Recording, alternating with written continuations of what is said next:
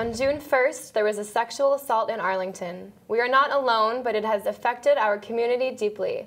Though we aren't going to talk about this specific assault, we are here to discuss the effects an event like this has on our community and our neighbors.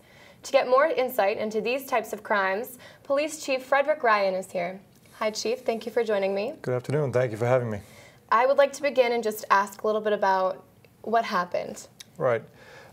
As has been widely reported, there was a serious sexual assault that occurred at a home in Arlington.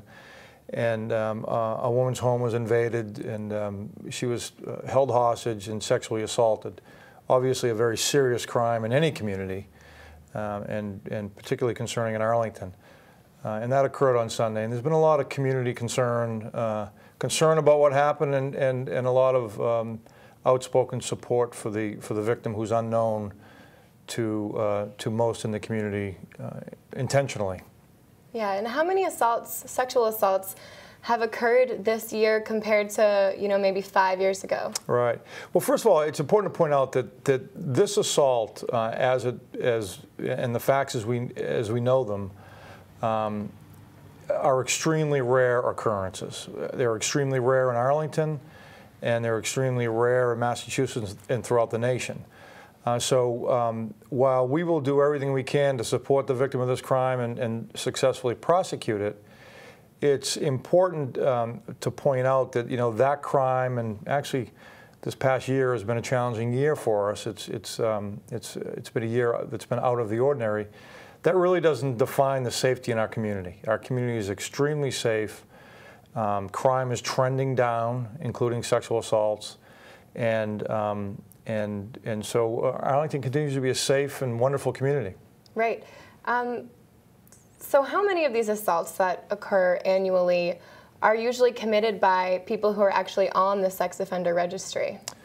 Well, we haven't had one that actually involved a registered sex offender for several years. It was several years ago we had a similar type of occurrence. It wasn't as serious as the most recent one.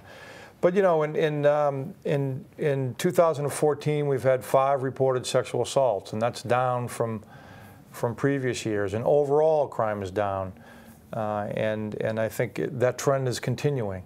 So again, this most recent incident doesn't define the safety in our community. Right, and how do those numbers compare to neighboring communities, maybe such as Cambridge or Boston, for example? Well, I think, if we're looking at it per capita, Arlington is, on average, in terms of crime, actually a little bit lower than on average per capita. Part 1 crimes reported. So again, we're safer than most, and there's been a lot of concern since this past incident in the community, and there was a bank robbery shortly before that, and we had those tragic homicides last November. It's been a difficult year for the community, and we understand that, and we continue to represent the victims of those crimes, and we take those crimes seriously. But I'm here just to to talk about that. This past year doesn't define the safety in our community, and we continue to be a very safe community. Right. So in terms of Arlington, are there certain areas that seem to be more prone to assaults like this, or just other crimes in general? No, we use data to drive our decisions, and we analyze our data, and we look at we use sort of a predictive policing model, so that and much of that is seasonal. So with disturbances and some of the issues that occur in the community, we do have a crime analyst that studies our crime data, and helps us to deploy our resources in the community. But there's no one particular section of town where particularly sexual assault is more likely to occur than not. Right, and are there any new initiatives in the works right now to prevent things like this from happening, or just other sorts of crimes? Well, again, we're looking at the sex offender registry situation, and as it relates to this past incident that occurred, and we're always again analyzing our data. But in terms of prevention around sexual assaults, there's no better way to predict the future than what's happened in the past. So we do look at our past crime data, where these incidents have occurred, what was the relationship between the offender and the victim, and then deploy our resources accordingly. Is there any sort of correlation between property crimes, such as breaking and entering, and these assault crimes as well? Well, it's interesting.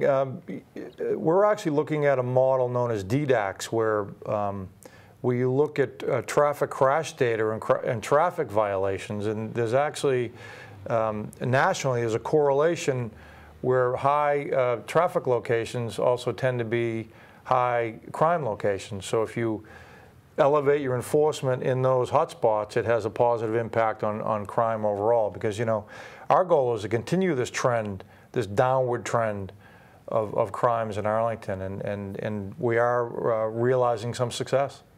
So what can Arlington residents do, or what should they do to protect themselves from something like this? That's a great question. I mean, obviously, if you think you need help or you think you need the police, you need the police. You will never bother us.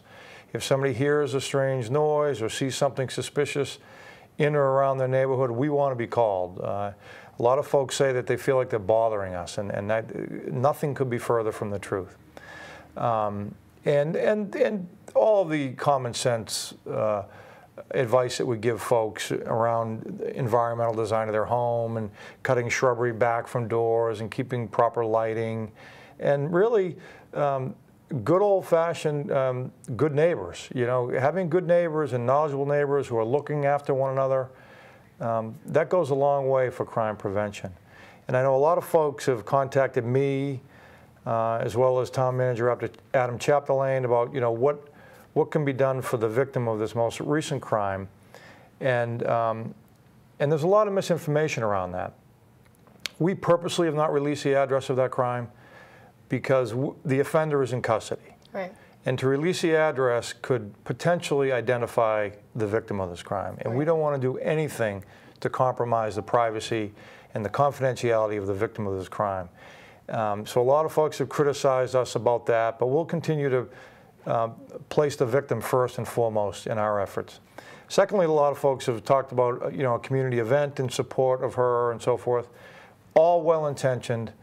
Our position is that the best thing we can do right now is to give her privacy and to let her begin the recovery process. Yeah.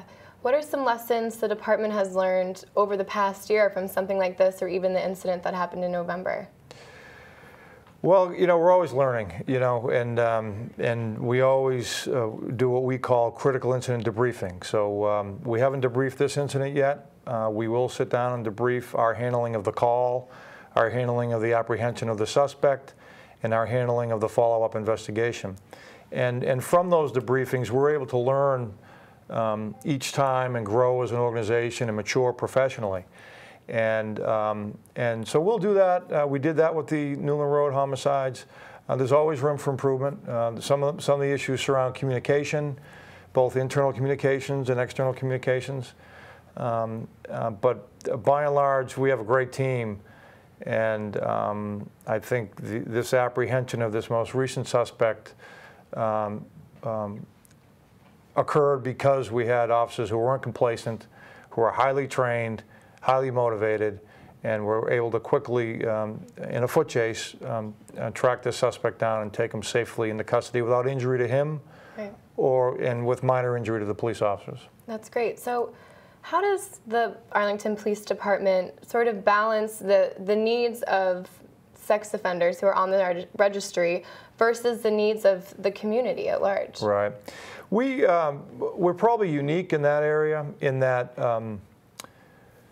we do frequent audits of registered sex offenders in Arlington, and we apply the community policing concepts to management of our sex offender registry. For example, there was one sex offender who, after being contacted by our detective that manages our sex offenders, established a relationship. And he would call her when he got the urge to reoffend. Now, a lot of people think, their initial reaction to that is, well, that's awful. He was thinking about reoffending. Well, the fact is, sex offenders have uncontrollable urges to offend, and we know that. So we've created a culture where offenders can call us and say that they're experiencing these desires. We then can dispatch our detective, contact mental health professionals, and get into the prevention mode and prevent members of our community from being victimized by these sex offenders. That's sort of the pinnacle of what we try to do. Unfortunately, not all offenders work with us in our efforts. So we continue to audit them under the law and pursuant to the law. You know, they're not targeted or singled out, but we do audits of their registrations, their employment activities, and whatever the law enables us to do in terms of auditing. And in fact, recently we found a man who was registered as homeless in Arlington, when in fact he was living in the city of Lynn. He had intentionally registered in Arlington so that his neighbors in Lynn were unaware that he was actually a registered sex offender. So we take a lot of proactive and preventative measures when it comes to the management of registered sex offenders in Arlington. Is there any backlash when, you know, these sex offenders may reach out for help?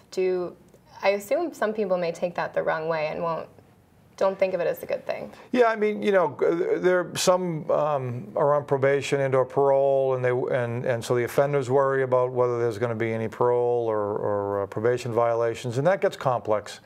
And so we have a way of screening that one particular individual, screening his calls in so that we can get him help. And I mean, the goal here is prevention.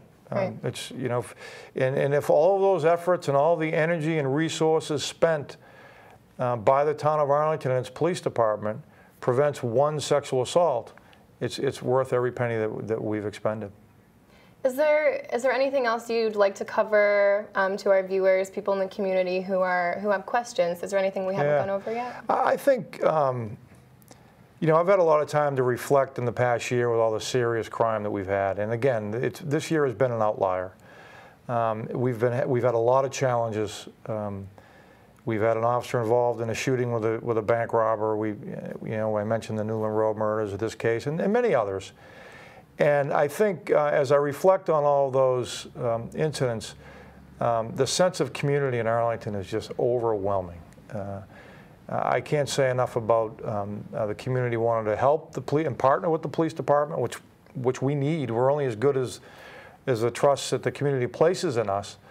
But really, I mean, just the outpouring of support for that family on Newland Road, and the support for this most recent victim of this terrible crime, and the sense of community and willingness to roll up our sleeves and get into prevention mode so that we can prevent similar future occurrences is really reassuring to me as the chief of police and to the police department as a whole.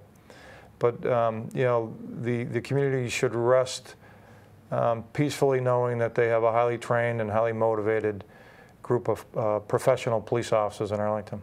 Yeah, that is definitely very reassuring. Where can the public go if they have more questions about this?